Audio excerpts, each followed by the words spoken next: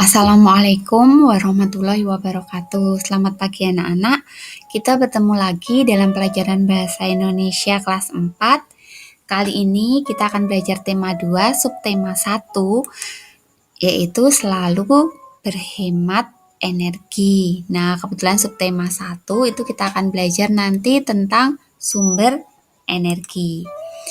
Dari pelajaran Bahasa Indonesia kali ini, kita akan belajar tentang mengolah informasi dalam bentuk peta pikiran. Nah, di tema 1 kemarin kita sudah juga belajar tentang berbagai macam bentuk peta pikiran. Nah, di tema 2 kita akan belajar ini, mengolah informasi. Apa yang dimaksud dengan mengolah informasi? Mengolah informasi adalah mengolah sumber data berupa gambar atau teks menjadi sebuah informasi yang lebih jelas. Salah satu cara mengolah informasi adalah dengan membuat peta pikiran. Jadi, membuat peta pikiran itu hanya merupakan salah satu cara untuk kita memperoleh informasi yang lebih baik. Kita ingat kembali dulu. Nah, di tema 1 dulu, contoh peta pikiran kalau ini dalam bentuk diagram. Nah, harus ada gagasan pokok, harus ada gagasan-gagasan pendukung. Kita sudah belajar ini di tema 1, peta pikiran dalam bentuk diagram. Selanjutnya ada juga ini, contoh peta pikiran dalam bentuk tabel. Kemarin juga sudah kita pelajari.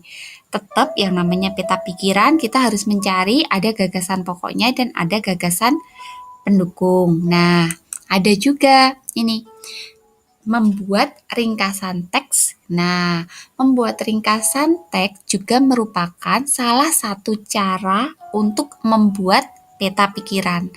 Jadi ada 3 macam ya, bentuk diagram, tabel, dan ringkasan teks. Nah, sekarang kita akan mengidentifikasi informasi dalam bentuk petunjuk.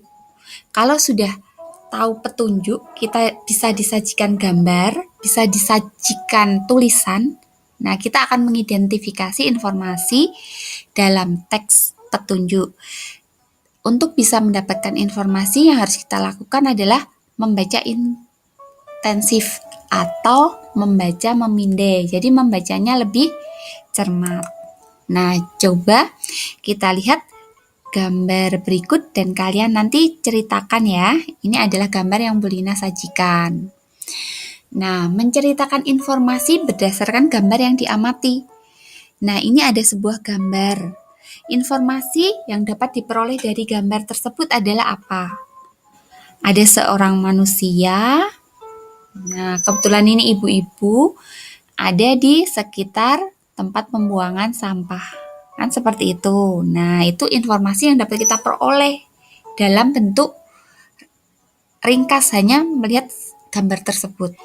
Tapi nanti kalau kalian bisa menceritakan, bisa lebih banyak lagi. Misalnya, ibu itu mencari botol plastik bekas, atau ibu itu untuk kebutuhan hidupnya melakukan pekerjaan itu. Nah, informasi yang sudah kalian dapat itu dapat kalian ceritakan dengan cara menjelaskan bagian-bagian yang gambar yang sudah disajikan ini secara detail dan terperinci. Jadi kalian bisa cerita tempatnya, waktunya, siang, malam, sore, suasananya, perjuangannya, macam-macam kan kalian bisa cerita. Ini hanya satu gambar, tapi setiap orang nanti akan bisa menceritakan dalam banyak kisah dan beda-beda. Nah, karena kita diminta menceritakan informasi berdasarkan gambar, sebelum kalian menceritakan, berarti kalian harus menyampaikan apa?